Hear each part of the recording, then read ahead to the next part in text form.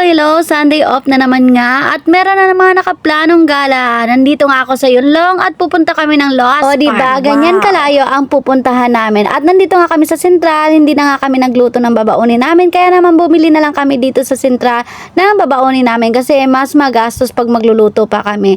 At eto na nga, sasakay na kami papunta ng Loas Park. Bago nga kami makarating ng Loas Park, ay bababa muna kami sa Quarry Bay para naman sumakay ulit papunta ng Loas Park. At dito na nga kami mag-interchange sa Exit C sa Quarry Bay. At syala, eto na yung mga Disney princess na mga gala. And welcome sa Loas Park. Nandito na kami sa Loas Park na napagkalayo-layo naman ito sa tinitirahan namin. Mga halos isang oras at kalahati rin ang papunta rito. At dito na rin kami nag-exit sa Exit C para makarating kami sa pupuntahan namin dito sa Loas Park. At pupunta kami sa isang pools dito sa Loas Park. First time lang din namin pumunta rito sa Loas Park at marami nga akong sinasend sa GC at nagsasend kami sa GC na mga pwede namin puntahan at ito nga yung naisipan namin puntahan ngayon. Tara na, puntahan na natin ang dapat nating puntahan at 10 minutes nga ang lalakaran or 15 minutes daw.